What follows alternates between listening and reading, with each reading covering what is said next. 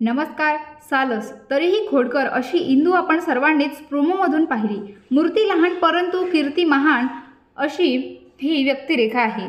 तसंच तिला प्रचंड प्रश्न पडतात. तिचे मार्मिक प्रश्न मोठ्या मोठ्यांना अचंबित करणारे असतात, तितकेच विचार करायलाही भाग पडणारे असतात. अशी ही निरागस, गोंडस आणि निष्पाप इंदू अख्ख्या गावाची म्हणजेच विठूच्या वाडीची लाडकी आहे. लवकरच सर्वांची लाडकी इंदू म्हणजेच इंद्रायणी आपल्या भेटीला येणार आहे. इंदू कोण आहे, तिचे आईवडील कोण आहात, तिचे जगणे कसे आहे, तसेच हे जाणून घेण्यासाठी प्रेक्षक प्रचंड उत्सुक आहेत. या सगळ्यांची उत्तरे देण्यासाठी एका पत्रकार परिषदेचे आयोजनही यावेळेवर करण्यात आले.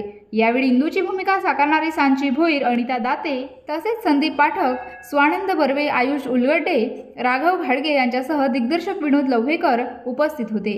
हल्ली आपापल्याला सगळी उत्तरं सहज सापडण्याच्या काळात आपल्याला प्रश्न पडणंच संपलंय.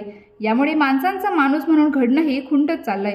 अशा या गतिशील यंत्रयुगात मुलांचं निरागसपणा जोपासणारी, त्यांची माणूस म्हणून उलगडण करणारी मालिका विनोद लव्हेकर या संवेदनशील दिग्दर्शकाने आणि तितकाच चिंतनशील लेखक चिन्मय मांडेलेकर प्रेक्षकांच्या भेटीला आणली. अवघ्या महाराष्ट्राला कोडं पडले. कोण आहे इंदू?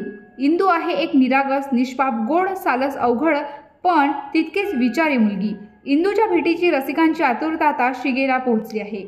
जय जय स्वामी समर्थ मध्ये चोडप्पाच्या भूमिकेद्वारे रसिकांची मनं जिंकणारा स्वानंद बर्वे हा कलाकारही या मालिकेत महत्त्वपूर्ण भूमिकेत दिसणार आहे.